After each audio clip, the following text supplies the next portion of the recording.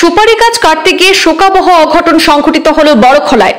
কাটা সুপারি গাছ উপড়ে পড়ে মর্মান্তিক প্রাণহানি শিশুকন্যার। হতভাগী পিতৃহীন শিশুকন্যার পরিবারকে আর্থিক সহায়তার দাবি জানিয়েছেন এলাকার মানুষ। ঘটনা ঘিরে তীব্র চাঞ্চল্য ছড়িয়েছে বড়খলার রংঘর প্রথম খণ্ডে। আমি বাড়িয়ে বাইরে আমার বুড়ির মুখে দিয়ে রক্ত আর চোখ মারিয়া বার হয়েছে। আমি ওই আমার বুড়ি আর নাই রে। আপনার স্বামী আসুননি? স্বামী নাই আপনার?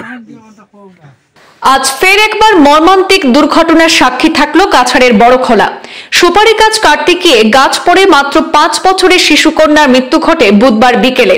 বিশদ তথ্যে প্রকাশ, কাছাড়ের বড়খলা বিধানসভা কেন্দ্রের অন্তর্গত রংঘর প্রথম খণ্ডের বাসিন্দা নেনু মিয়ার বাড়িতে তার জামাতা সুপারি গাছ কাটতে গেলে ঘটে বিপত্তি। আচমকা সুপারি গাছ 5 বছরের শিশুকন্যার উপরে পড়ে যায়। তড়িঘড়ি শিশুকন্যাকে সোনাপুর স্বাস্থ্য কেন্দ্রে নিয়ে যাওয়া হলে কর্তব্যরত চিকিৎসকরা অবস্থা আশঙ্কাজনক দেখে তাকে শিলচর মেডিকেল কলেজ হাসপাতালে প্রেরণ করেন, কিন্তু বিধি বাম মেডিকেলে পৌঁছা মাত্রই ফুটফুটে শিশুকন্যার শোকাবহ মৃত্যু ঘটেছে। এদিকে রংঘরে বিশিষ্ট সমাজসেবক আব্দুল রহিম চৌধুরী, মহিবুর রহমান লস্কর সহ এলাকার জনগণ এই ঘটনার পর ক্ষোভ প্রকাশ করে বলেন, যদিও ঘটনাটি অঘটন, কিন্তু আরো সতর্কতা অবলম্বনের প্রয়োজন ছিল। যেহেতু শিশুকন্যার বাবা নেই, প্রয়াত জলাল উদ্দিনের মৃত্যুর পর পরিবারটি একেবারে অসহায় হয়ে পড়েছে। হতভাগা শিশুকন্যার পরিবারকে সরকারি সহায়তার দাবি জানিয়েছেন এলাকার মানুষ। শেষ খবরে জানা গেছে, শিশুকন্যার নিথর দেহ আপাতত মেডিকেলের মর্গে রাখা হয়েছে। আগামীকাল বৃহস্পতিবার ময়নাতদন্তের পর শিশুর মরদেহ বাড়িতে আনা হবে। আমি স্পিরিঙ্গ আসলাম। আমার বুড়ি আমার ভয় কইছে, মা তোমার বুড়ির ঘর গাছ বলে কিতা হয়ে গেছে, হসপিটাল লইয়া গেছে, হসপিটাল রাখছে আছি, চলে তুমি বারোইতা। আমি বাড়িয়ে বাইরে আমার বুড়ির মুখে দিয়ে রক্ত চোখ মারিয়া বার হয়েছে। আমি ওই আমার বুড়ি আর নাই রে। আপনার স্বামী আসুননি? স্বামী নাই আপনার? মেডিকেল যাওয়ার পরে মৃত্যু হয়েছে?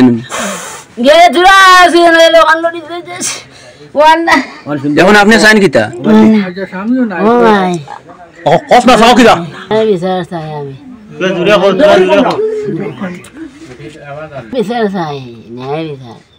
বড় মর্মান্তিক ঘটনা শুনিয়া এখানে আইসি রংঘর প্রথম খণ্ডত নেনু মিয়ার বাড়িত একটা সুপারি গাছ কাটা হয়েছে। এই গাছটা পড়ছে রাস্তার দিকে এবং নিকটতম বাড়ি একটা অসহায়, যার বাবা নাই, আর অসহায় বিধবা বেটির মেয়ে, ছোট 5-6 বছর বয়সর।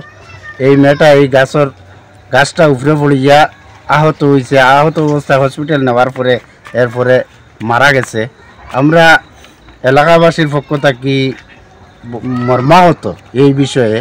আর এই এত অসহায় পরিবার যাতে সরকারিভাবে বা ব্যক্তিগত যে মালিকের বাড়িতে গাছ কাটা হয়েছে সাহায্য করার লাগি অনুরোধ। প্রথমে হসপিটাল নেওয়া হয়েছে, নেওয়ার পরে এখানে তাকে রেফার দিছে মেডিকেল দেওয়ার পথে বাচ্চাটা মারা গেছে। এখন বর্তমানে মেডিকেল রয়েছে, পোস্টমর্টম হয়েছে, বাচ্চাটা এখনো আনছে না। আনার পরে যার বাড়িতে ঘটনা হয়েছে, যদি তার মনে করো আত্মীয় নেন, যদি আত্মীয় মনে করো আত্মীয় হিসাবে শেষ করিলায়, হ্যাঁ, তার বাদে তো মনে করো শেষ হইব, নাইলে তো আমরা আইনের রাস্তা দিতাম। বাচ্চাটা যেলা সুলদানা বিচার পায়, কিবা বাচ্চাটা যে অত বড় অ্যাক্সিডেন্ট হয়েছে, যার বাড়িতে ঘটনা হয়েছে, হে কিচ্ছু মাতের নাই। এখন তো মনে করো হয়েছে দুর্গাপুর দিল ঘটনা করা।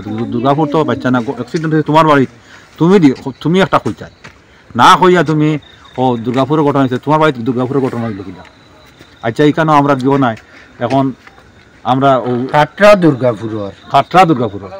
দুর্গাপুরের নয় তো বাড়ি তোমার গাছর করে তুমি আসলে, তোমার পরিবারও আসলো, যে বাচ্চাটা আর নি জাননি, তুমি তো ফলো করতাই, যার কারণে অত বড়। এখন মালিক পক্ষ কিতা কইছেন, মানে একটু সান্ত্বনা দিছেন নি? কিছু মালিক পক্ষ কোনো সান্ত্বনা দিছেন না। কইছিল তাই কইছেন যে তারে ঘটনা দুর্গাপুর যাও, তোমার বাড়িতে ঘটনা হয়েছে, খাটরার বাড়িতে যাও। এখন তো আমরা খাটরার বাড়ি যাওয়া, বাড়িতে গাছ কাটা হয়েছে, বাড়িতে তো আমরা আইছি, আমরা খাটরার বাড়িতে যাওয়ার কথা নাই। গাছ কাটা দেখে করার পরে এর বাদে কি হয়েছে? গাছ পড়ে গেছে গিয়া, আর আমি হইতে মারতাম না, তারা এখন বাচ্চাটা মারা গেছে না মেডিকেল, তো এই তো পরিবার যেটা আছে এটা একদম অসহায় পরিবারে আপনি ব্যক্তিগত কোনো সাহায্য করবানি?